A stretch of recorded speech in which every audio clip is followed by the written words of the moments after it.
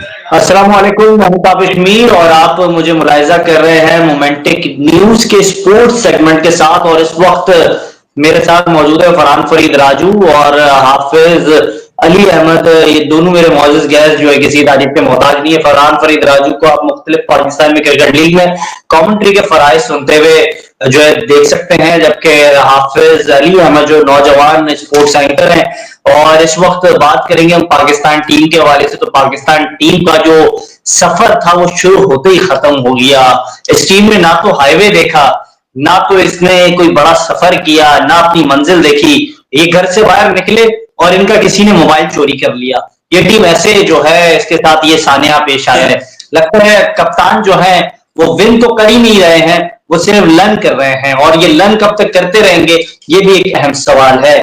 तो भारत, अब बात हमने कप्तान की कप्तानी से ही की है। तो सबसे पहले हाफिज अली अहमद, आप मुस्कुरा भी रहे हैं, मैं सिर्फ कह रहा हूं कप्तान लर्न नहीं कर पा रहे हैं, उन्हें लर्न करना है। तो क्या अभी तक रिजवान जो है वो अपनी कप्तानी जो है वो समझ चुके हैं, वो कप्तानी लर्न कर चुके हैं, या फिर अभी तक लर्न नहीं किया उन्होंने? तावत में इससे पहले तो बहुत शुक्रिया अपने प्रोग्राम में मुझे मदद करने के लिए। देखें, जब आपने टीम अनाउंस की थी, आपने आपके सिलेक्शन ने टीम अनाउंस की थी, तो उसमें कप्तान का भी उतना ही रोल है जितनी सिलेक्शन कमेटी का है। अब देखें, चैंपियन ट्रॉफी गुजर गई है, हम चैंपियन ट्रॉफी से बाहर हो चुके हैं, उसका अगला लाहेअमल क्या होना चाहिए? क्योंकि परफॉर्मेंस के ऊपर हमने बड़ी बात की, बड़े प्रोग्राम कर लिए, हमने बड़े व्लॉग कर लिए। अब आगे फ्यूचर के अंदर क्या होना चाहिए? वो ये होना चाहिए कि पाकिस्तान क्रिकेट बोर्ड के चेयरमैन मोहसिन नकवी साहब के अंदर अगर थोड़ा सा, मैं ये वर्ड बड़ा सख्त अल्फाज यूज करने वाला, थोड़ा सा अगर पिता हुआ ना, तो तमाम सिलेक्शन कमेटी को बुलाएंगे, मोहम्मद रिजवान कप्तान को भी बुलाएंगे कि जी बताएं आपने जो टीम सेलेक्ट की है वो किस तरह आपने सेलेक्ट की है और उन्होंने परफॉर्म क्यों नहीं किया।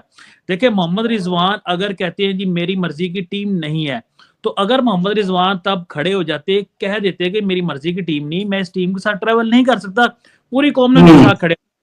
आकिब जो साहब अगर ये बात कर देते कि मेरी मर्जी की टीम नहीं, सियासी भर्तियां इस टीम के अंदर हुई हैं, तो पूरी कौम जो है ना आकिब जो साहब के साथ भी खड़ी हुई थी, क्योंकि पूरी कौम इसके ऑपोजिट साइड पे थी। किसी को भी, किसी रेडी वाले के पास भी जाके बात करेंगे ना आप खुर्शीद शाह के सिलेक्शन के ऊपर, राना फहीम अशरफ के सिलेक्शन के ऊपर, फिर कामरान गुलाम के सिलेक्शन के ऊपर, उस्मान खान के सिलेक्शन के ऊपर, तो वो भी कहेगा ये सिलेक्शन, तमाम सिलेक्शन गलत हुई है।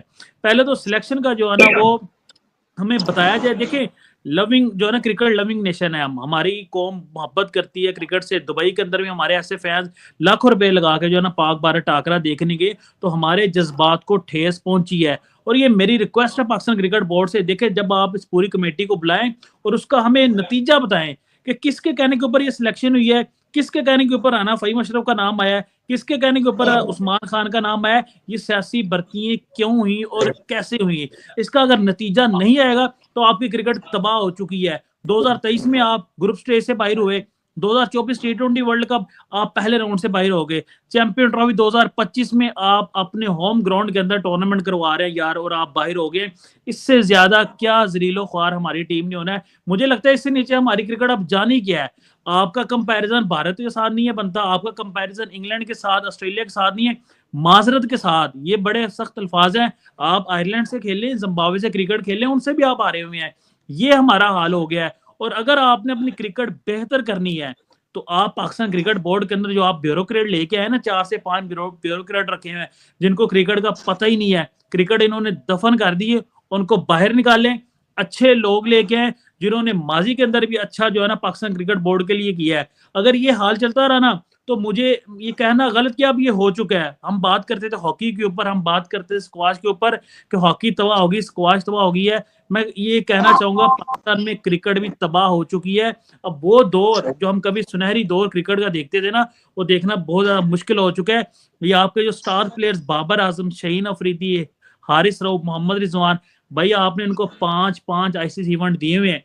2023 world cup, 2021 world cup T20, 2022 T20 world cup, 2024 T20 world cup, 2025 champion trophy, और 5 इवेंट्स में से आपको एक इवेंट भी ये खिलाड़ी नहीं जिता रहे, तो मेरे ख्याल से डिजर्व ही नहीं करते हैं पाकिस्तान टीम में रहना। और इनको जाएं लर्न कर रहे हैं, अभी तक लर्न कर रहे हैं। वो रिजवान कहते हैं ना, अभी तक लर्न कर रहे हैं। देखिए लर्न के चक्कर में भाई पूरी कौम बढ़ी हुई है, पूरी टीम बढ़ी हुई है, और कितना इन्होंने हमें वाड़ना है। हम तो भाई बढ़ चुके हैं इतनी। बिल्कुल बिल्कुल, बिस्ती हमारी बड़ा अहम सवाल है, बड़ा अहम सवाल है। हाफिज ने इसको उठाया। फरहान फरीद, राजू, आप भी इस हवाले से अपना जो है कमेंट कीजिएगा, आप भी अपने जज्बात का इजहार कीजिएगा। इस वक्त कप्तान तो लर्न कर रहे हैं, लेकिन क्या चेयरमैन पीसीबी जिन्होंने सिलेक्शन कमेटी बनाई, जिनके होते हुए पर्चियों की प्रचार हो रही है, अब राशिद लतीफ भी कह चुके हैं कि जब आपके चेयरमैन सियासी भर्ती होंगे तो फिर पूरा निजाम सियासी तौर पर चलता रहेगा। तो क्या समझ रहे हैं, ये पूरा निजाम जो है सियासी हो गया है और जो लोग मौजूद हैं वो लर्न कर रहे हैं? ये लर्न कर रहे हैं और ये अभी मजीद और करेंगे, क्योंकि इनका सिलसिला खत्म नहीं होगा। बाबर आजम मजीद और क्या करेंगे, मजीद और क्या करेंगे राजू? राजू मजीद और क्या करेंगे? अभी इनका सीखने का अमल जो है ना वो रिटायरमेंट तक चलता रहेगा। पाकिस्तान से खेलने का अमल, हाँ, अभी पाकिस्तान से खेलने का अमल जो है ना, पाकिस्तान से खेल रहे हैं ये, तो वो अमल जारी रहेगा। बाबर आजम की अगर बात करें तो Babar Azam 6 ICC champion trophy की कप्तानी के फराइज, 7 आईसीसी चैंपियन ट्रॉफी खेल चुके हैं, 2 एशिया T20 और 2 एशिया 50 ओवर का इतना बड़ा प्लेयर, 7 इवेंट में कप्तानी, तकरीबन 6 इवेंट में कप्तानी और 11 इवेंट में शिरकत के बावजूद एक इवेंट पाकिस्तान को नहीं जितवा सका।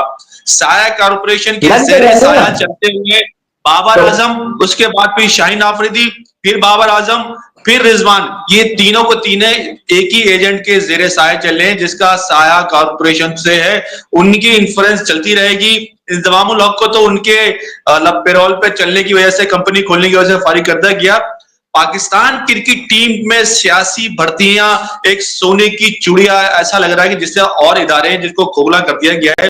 तो यहाँ पर भी एहसान मानी से लेकर उसके बाद रमीश राजा, उसके बाद नजम सेठी, फिर जका अशरफ, फिर नजम सेठी, फिर जका अशरफ, उसके बाद फिर मोहसिन नकवी साहब। मोहसिन नकवी साहब वजीर दाखिला भी है, सुना था काफी पावरफुल आदमी है, लेकिन उनके पावर शो यहाँ देख लिया जब उन्होंने कहा कि आखिरी 2 दिन रह गए हैं, आपको अगर टीम में कोई तब्दीली करनी है तो एक मीटिंग बुला लें और कर लें।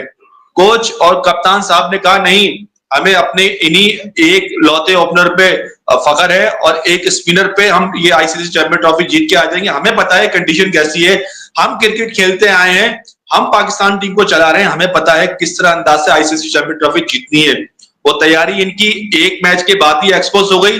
न्यूजीलैंड से आप 3 टेस्ट हारे, उसके बाद न्यूजीलैंड से 3 वनडे हारे, फिर न्यूजीलैंड से आप आईसीसी चैंपियन ट्रॉफी का मैच हारे, फिर उसके बाद इंडिया से तो एक तसलसल है आईसीसी इवेंट हारने का, वो मुसलसल चलता गया।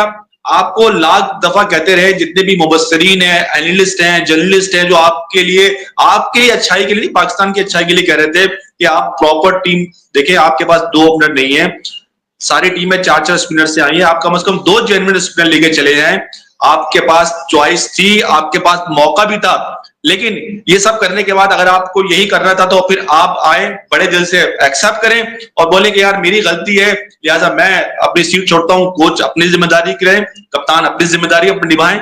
और आज तक पाकिस्तानी क्रिकेट में हुआ किसी ने सीट छोड़ी है? फरहान फरीद, राजू, आप मुझे बताएं दिल पर हाथ रख के कि आज तक किसी ने पाकिस्तान की क्रिकेट में सीट छोड़ी है? जलील होकर ही लोग निकले। रमीज राजा साहब कल तक कह रहे थे कि अगर न्यूजीलैंड की टीम नहीं आएगी तो हम बदला लेंगे, बाद में हुकूमतें तब्दील हो गई, उनके साथ मोए मोए हो गया। तो हमारे यहाँ तो जब तक किसी के साथ मोए मोए होता नहीं है तब तक वो टीम से जाता नहीं है। जी, ब्लैकमेल किया जाता है। 2014 के T20 वर्ल्ड कप में हफीज को बली का बकरा बनाया गया, उनसे कहा कि आप रिजाइन दे दें, लेकिन उन्होंने रिजाइन दे दिया। फिर 2019 के वर्ल्ड कप के बाद सरफराज पे दबाव डाला गया। एक प्राइम मिनिस्टर थे जिनकी बात नहीं मानी गई, उसके बाद एक फार्मूला लाया गया कि सरफराज को बोला कि आप साइड में हो जाएं। सरफराज ने कहा नहीं, मैं साइड में नहीं होता, अगर मुझे आपने साइड में करना है तो आप कर दें। ये जो बात कर रहे हैं ना आप, इमरान खान साहब से मुताल्लिक की जो बात कर रहे हैं ना कि इमरान खान साहब ने उसको इस तरह साइड किया था, लेकिन मैं ये बताऊं, जिन्होंने इमरान खान का इंटरव्यू किया उन्होंने कहा कि इमरान खान ने ये टास्क लगाया था एहसान मानी पे, और एहसान मानी ने रिजवान उनको बाबर आजम को कप्तान बनाया और फिर सरफराज को साइडलाइन किया। तो ऐसा हुआ नहीं था, पसे मंजर में चेयरमैन को ये जिम्मेदारी दी गई थी वजीर आजम की जानिब से। जी, जिम्मेदारी पैटर्न ऑफ चीफ ने दी थी और करने वाले चेयरमैन थे। और इसको इम्प्लीमेंट करने वाले कोच थे हमारे मिसबाउल हक, उस वक्त चीफ सिलेक्टर थे हमारे वसीम, और एक और वसीम थे जो कि चीफ सेलेक्टर जो थे हमारे चीफ सेलेक्टर जी, चीफ सिलेक्टर, उन सब ने मिलके मोई मोई कर दिया सरफराज के साथ, और सरफराज को पता भी नहीं चला कि मेरे साथ हुआ क्या है। और सरफराज के आगे पीछे रहने वाले बाबर कहते थे सरफराज भाई, रिजवान कहते थे सरफराज भाई। उसके बाद फिर सरफराज करीब ना आ जाए, कोई ऐसा सरफराज को मौका नहीं दो कि वो टीम में आ जाए।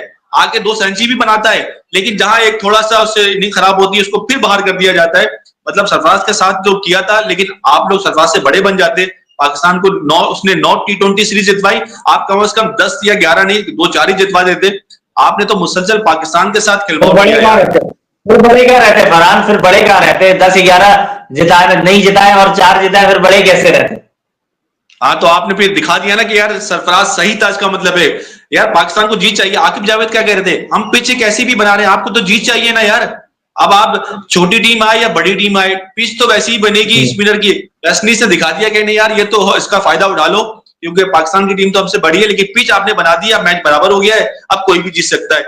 यार जब कोई बड़ी टीम आती है तो आप ऐसी पिच बनाओ, ऐसी टीमों के खिलाफ तो आप बैटिंग पिच बना दो, तब भी आप जीत सकते हो।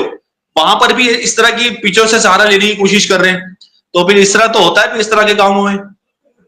बिल्कुल इस तरह होता है, इस तरह के कामों में। मैं चाहूंगा हाफिज अली अहमद आप भी अपने जो कैमरा है उससे वापस आए और कैमरे के जरिए अपनी झलक दिखाएं। जबकि दूसरी जाने फरहान फरीद राजू जो इस वक्त आग बगोला होते जा रहे हैं, जज्बात में बह गए हैं, काफी बातें भी कर रहे हैं।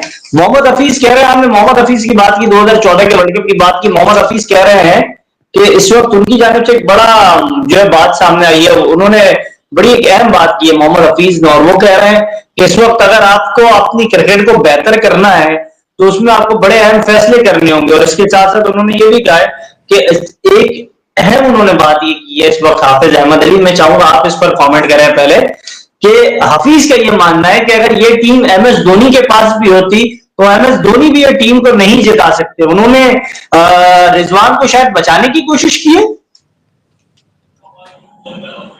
ताज मीर साहब, बिल्कुल मैं एग्री करता हूँ मोहम्मद हफीज की स्टेटमेंट से। देखें, अगर आप इस टूर्नामेंट की बात कर लें, आपने 2 मैचेस खेले, दोनों मैचेस में आप नाकाम हुए हैं। आप बॉलिंग में नाकाम रहे हैं, आप फील्डिंग में नाकाम रहे हैं, आप बैटिंग में नाकाम रहे हैं।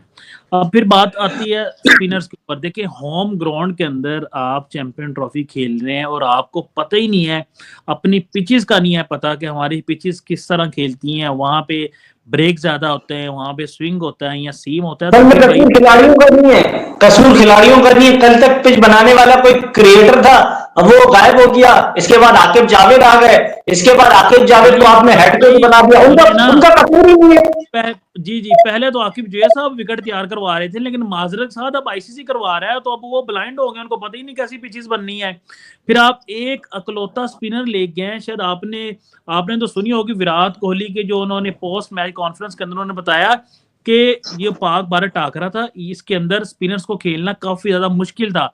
और आपने देखा होगा विराट कोहली ने अगेंस्ट इब्रार अहमद चार्ज नहीं किया, उन्होंने चार्ज किया फास्ट बॉलर के अगेंस्ट, कि अगर पाकिस्तान के पास एक अच्छा और स्पिनर होता तो पाकिस्तान ने जो टारगेट दिया था, ये पाकिस्तान मैच जीत भी सकता था, एक स्पिनर अच्छा होता।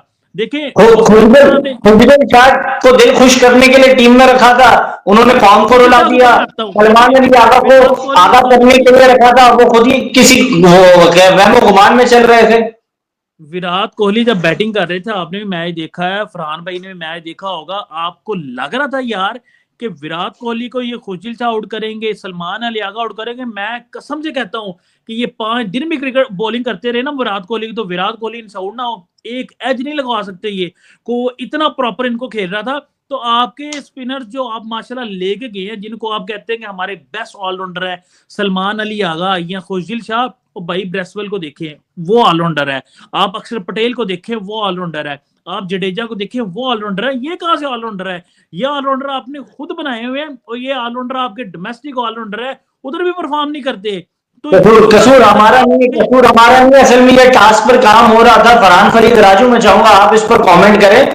इस टास्क पर काम हो रहा है और जो है अब्दुल रज़ाक इस टास्क पे काम कर रहे हैं, ऑलराउंडर्स को दरियाफ्त करने की जिम्मेदारी उन्हें दी है, लेकिन वो प्रोजेक्ट 2026 में लॉन्च होगा।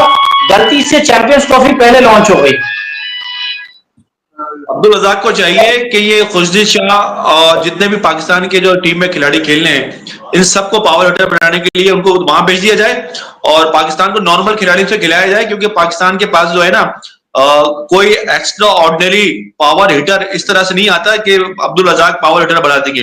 पावर हिटर जो है वो नेचुरली होता है, पावर हिटर कोई बनाया नहीं जाता कि पावर हिटर बना दिया जाए कि अब्दुल रज़ाक पावर हिटर थे तो शाहिद अफरीदी पावर हिटर थे बना देंगे। पावर हिटर ऐसे नहीं होता, लेकिन लड़के को पता चल जाता है कि किस स्टाइल का। आजकल तो सिंगल पसली खिलाड़ी 6 गेंदों में 6 छक्के मार सकता है, इस क्वालिटी के बैट आ चुके हैं, इस तरह की टेक्निक है। विराट कोहली हारिस राव को T20 वर्ल्ड कप में ऑस्ट्रेलिया में क्या छक्के मारता था, क्यों खड़े होकर ऐसे आराम से छक्के मारे, कोई पावर हिटर था वो? टेक्निक होनी चाहिए, आपके पास स्किल होनी चाहिए, आप पावर हिटर बनाने चले वहां पर यार। पावर हिटर बनाने के लिए ताहिर था, क्या किया पावर हिटर क्यों नहीं है? ये टेक्निक हमने साउथ कील में नहीं देखी, बाबरे में नहीं देखी, रिजवान में नहीं देखी, सलमान अली आगा में नहीं देखी। ये पाकिस्तानी बैटर्स की टेक्निक क्यों खराब हुई है?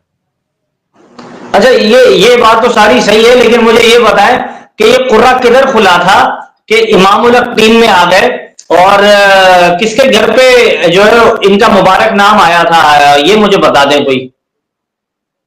बस उनकी तो लॉटरी खुल गई है। जब आपको एक ओपनर की जरूरत थी, अब्दुल्ला शफीक को आप 3-0 की सजा दे रहे थे कि उसने 3 मैचों में 0 आप पे बनाया है। साइम अय्यूब अनफिट हो चुका है, फकर जमान भी अनफिट हो चुके थे, तो उसके बाद तो सबसे अच्छी 10 सेंचुरी थी, 48 की एवरेज थी, और आखिरी जो इनका फिगर था वो 2 सेंचुरी और 4 सेंचुरी पे बना हुआ था। तो लेकिन ये सारी चीजें थी, लेकिन उसके बावजूद टीम से बाहर क्यों थे? फकर जमान जो 3 साल से टीम से बाहर था, बाहर थे। क्या कहते हैं हाफिज अहमद अली, वो पर्ची था, वो पर्ची और पर्ची रहेगा, इसके लिए तो टीम से बाहर था। बिल्कुल ताबिश, मैं एग्री करता हूँ। जब उनकी सिलेक्शन हुई थी, इंजमामुल हक साहब ने उनकी सिलेक्शन की थी, 35 की उनकी डोमेस्टिक में एवरेज थी, और अदर जो दूसरे खिलाड़ी थे, बाज ऐसे खिलाड़ी थे जिनकी 45-50 की भी एवरेज थी, तो उनके साथ ज्यादती की इंजमामुल हक साहब ने। उन्होंने अपने भतीजे को सिलेक्ट किया 35 वाले प्लेयर को। तो हमेशा ये लोगों उनके ऊपर लगा ही रहेगा, पर्ची थे, पर्ची हार, पर्ची रहेंगे, और जितना मर्जी परफॉर्म कर दें। खुशदिल शाह को आप देख लें, जितना मर्जी परफॉर्म कर लें, लेकिन जिस तरह उनकी सिलेक्शन होती है ना, वो पर्चियों की तरह ही होती है। जब आप ज्यादती करेंगे उन खिलाड़ियों के साथ जिन्होंने डोमेस्टिक में परफॉर्म किया है, परफॉर्म कर करके बेचारे थक गए हैं। आप देखें, आप माशाल्लाह अपने मायनास 3 फास्ट बॉलर ले गए थे जिनको आप वर्ल्ड क्लास बॉलिंग कहते हैं। माजरत साहब, मैं कहता हूँ वर्ल्ड क्लास के साथ लगाना ही जुर्म है। शहनशाह अफरीदी, हारिस राव, नसीम शाह, जो डोमेस्टिक में जिन लड़कों ने परफॉर्म किया, नियाज खान ने 32 आउट किए हैं, मूसा खान ने 5 मैचेस में 31 आउट किए हैं। यार क्या उन्होंने, उनके साथ क्यों जाती आप कर रहे हैं? आप लेकर तो जाएं उनको। आप हमेशा आपने एक सर्कल लगाया हुआ ना, उस सर्कल के अंदर ही आपने लड़कों को लेके जाना था, बाहर वाले को आप किसी को भी नहीं लेके जाना था। अभी मुझे एक जो ना साहब का अभी क्रिकेट खेल रहे हैं डोमेस्टिक के अंदर, तो मेरी उनसे बात हुई, मैंने उनको कहा अब आपकी लॉटरी निकलने वाली है। कहता भाई बस कर दो, ये नहीं छोड़ने वाले, ये कब्र में भी इनके पाँव हो गए ना, ये फिर भी कहेंगे हम नहीं खेलना है। अभी भी डोमेस्टिक में लड़के परफॉर्म जिन्होंने किया हुआ ना, उनको अभी भी अपने आप के ऊपर एतबार नहीं कि हमारी सिलेक्शन हो सकेगी। ये हाल है पाकिस्तान क्रिकेट का। फरहान फरीद राजू, मुझे आप ये बताएं, इस वक्त क्या ये जो पाकिस्तान टीम की इतनी नाकिस परफॉर्मेंस रही है, एक पाकिस्तानी खिलाड़ी ने तो ये भी कह दिया है कि वो डोमेस्टिक में परफॉर्म करने वाले खिलाड़ियों की बदवा लगी है इन खिलाड़ियों को कि ये खिलाड़ी खेल नहीं पाए, इन खिलाड़ियों की परफॉर्मेंस बिल्कुल जीरो थी। और ये आपके अपने हमारे अपने दोस्त हैं तौसीफ अहमद साहब, उन्होंने एक निजी टीवी चैनल पर गुफ्तगू करते हुए कहा कि डोमेस्टिक के परफॉर्मेंस की बदवा इनको और इनको अल्लाह भी माफ नहीं करेगा। तो आप क्या समझते हैं, कल तक जो रिजवान कहते थे कि अगर हमने पाकिस्तान के साथ ज्यादती की खुदा में माफ नहीं करेगा, इतनी ज्यादती कर गए ये लोग, क्या अब इन्हें अल्लाह भी माफ नहीं कर रहा है? देखें, क्रिकेट के अंदर जो है मजहब का टच दे देते हैं रिजवान, अब उनको इतनी आदत पड़ गई, वो हार के बाद भी कह रहे हैं माशाल्लाह हम हार तो गए हैं, और मतलब हार पे भी माशाल्लाह बोल रहे हैं, और कहते हैं कि हार गए, ठीक है हार गए, हार होती है, मतलब इनको कोई इतनी ज्यादा ना शर्म है ना हया है। कहते हैं मैं कैप्टन हूं, मेरे में तप्पड़ है, मैं फिर जीत कर दिखा दूंगा। बाबर आजम जो है वो मुकद्दस गाय है, मतलब वो 23-24 मैचों के बाद भी अगर कोई स्कोर नहीं करें तो वो नाकाम आजम होने के बावजूद भी वो आजम ही रहते हैं, उनको टीम से कोई इधर से उधर नहीं कर सकता। हारिस राव 80-80 रन देते हैं, एक मैच में अच्छी परफॉर्म करते हैं, वो सबसे बड़े बॉलर बन जाते हैं। शाहीन आफरीदी को हम कहते हैं स्ट्राइक बॉलर है, स्ट्राइक बॉलर है। शाहीन आफरीदी के भी आप स्ट्राइक देखें तो वो 70-70, 80-80 रन दे रहे हैं। अच्छा, अब्बास आफरीदी आता है मिसाल के तौर पर टेस्ट मैच में, उसको अच्छा बैकअप करता है, कम बैक करता है, वो 6-6 विकेट ले आता है, लेकिन उसको फिर बगैर किसी रीजन के अगले टेस्ट में भी नहीं खिलाते। अब इसी तरह पाकिस्तान की टीम में डोमेस्टिक क्रिकेट के अंदर आप देख लें, जितने भी परफॉर्मर है, कोई कामरान गुलाम ने भी कोई एकदम से परफॉर्म करके टीम में नहीं आ गए, वो भी 4 साल तक परफॉर्म करते रहे, लोग उनके लिए इतना बोलते रहे तो वो टीम में आए। तैयब ताहिर भी जो पाकिस्तान शान के लिए इतना खेलते रहे उसके बाद टीम में आए। ताबिश खान तो 1000 विकेट लेने के बाद सिर्फ एक ही टेस्ट उनको नसीब हो सका। इसी तरह तनवीर अहमद जब टीम में आए थे तो मुसलसल 8 साल परफॉर्म करने के बाद फिर कहीं जाके उनको एक टेस्ट में 4 अलग है ना। फरहान फरीद राजू, कराची वालों का तो मसला ही अलग है ना, हमारे डोमिसाइल पर ठप्पा कराची के लगा हुआ है, इसके लिए हमें देखा बड़ी अजीब निगाहों से जाता है, हमारी बात ही अलग है। लेकिन खैर कोशिश करेंगे कि ये मजीद गुफ्तगू करें और ये तमाम गुफ्तगू हम जारी रखेंगे अपने दूसरे प्रोग्राम में। पहले प्रोग्राम जो है ये आप हमारा मुलाहिजा कर रहे थे, और बहुत शुक्रिया कीमती वक्त देने के लिए। Thank you.